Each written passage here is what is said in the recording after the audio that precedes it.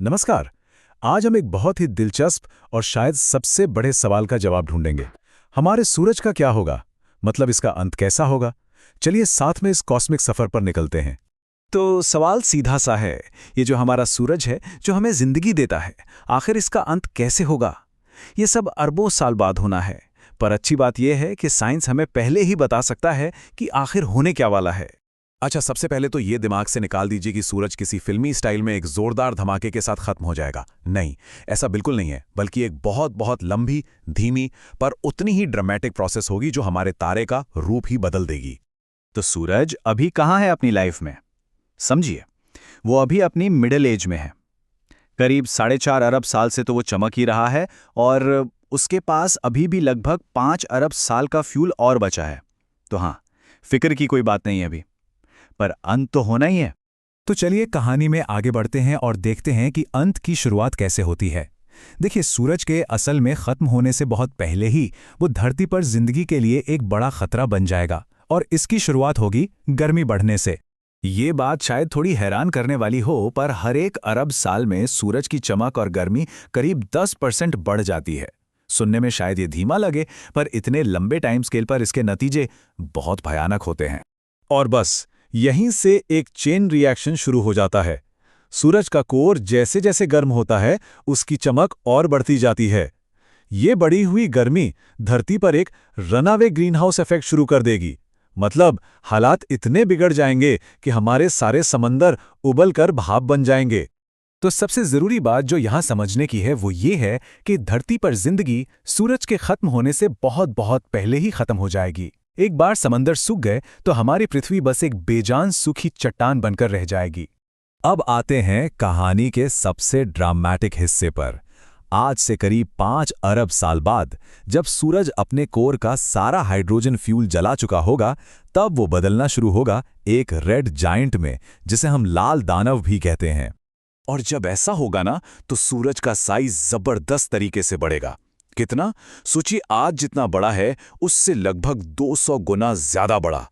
इतना विशाल कि वो अपने अंदर के ग्रहों को निगलना शुरू कर देगा। इस फैलाव का सीधा सा मतलब है कि मर्क्यूरी और वीनस यानी बुध और शुक्र ग्रह वो तो पक्का ही सूरज में समा जाएंगे। पर धरती का क्या? देखिए, इसका भविष्य थोड़ा अनिश्चित है। हो सकता है सूरज इसे भी निगल जाए, या फिर शायद इसका ऑर्बिट थोड़ा बाहर खिसक जाए, पर तब भी ये बस एक जली भुनी बिना हवा वाली चट्टान ही बचेगी। अच्छा, तो रेड जायंट फेस के बाद क्या होगा? इसके बाद सूरज अपनी जिंदगी के आखिरी पड़ाव में दाखिल होगा। वो अपनी बाहरी परतों को, अपनी आउटर लेयर्स को धीरे धीरे अंतरिक्ष में उड़ा देगा, और पीछे रह जाएगा सिर्फ एक छोटा लेकिन बहुत घना कोर। सूरज की ये जो बाहर फेंकी हुई परतें हैं, ये अंतरिक्ष में एक बहुत ही खूबसूरत नज़ारा बनाती हैं, जिसे प्लैनेटरी नेबुला कहते हैं। आप इसे एक तरह से सूरज का कॉस्मिक घोस्ट यानी ब्रह्मांडीय भूत समझ सकते हैं, जो धीरे धीरे फैलता जा रहा है। और कमाल की बात यह है कि ब्रह्मांड में कुछ भी बेकार नहीं जाता। इस नेबुला में जो गैस और भारी तत्व हैं, वो आगे चलकर नए सितारों और नए ग्रहों को बनाने के काम आएंगे। मतलब एक तरह से सूरज की मौत किसी नई जिंदगी की शुरुआत बनेगी। अब उस प्लैनेटरी नेबुला के ठीक बीच में जो बचेगा, वो होगा सूरज का कोर। इसे अब व्हाइट ड्वार्फ यानी सफेद बौना कहा जाएगा। ये इतना ज्यादा घना होगा कि सोचिए, साइज में तो ये लगभग धरती जितना होगा, पर इसका वजन सूरज के आधे वजन के बराबर होगा। लेकिन ये व्हाइट ड्वार्फ भी हमेशा चमकता नहीं रहेगा। खरबों, जी हाँ, खरबों सालों तक ये अपनी बची कुची गर्मी को धीरे धीरे स्पेस में छोड़ता रहेगा, जब तक कि वो पूरी तरह से ठंडा और अंधेरा ना हो जाए। और तब वो बन जाएगा एक ब्लैक ड्वार्फ। ये सूरज का आखिरी ठंडा बेजान अवशेष होगा। तो चलिए अब इन सारी बातों को एक साथ जोड़कर देखते हैं और समझते हैं कि जैसे जैसे सूरज इन अलग अलग स्टेजेस से गुजरेगा, हमारी धरती का आखिरी अंजाम क्या होगा। तो हमारी धरती का फाइनल चैप्टर कैसा है? आज से करीब 1.1 अरब साल बाद समंदर भाप बन जाएंगे।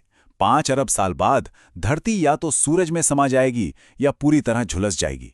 और आखिर में अगर ये बच भी गई तो ये एक ठंडे मरे हुए तारे के चक्कर काटती एक वीरान चट्टान बनकर रह जाएगी, वो भी अरबों सालों तक।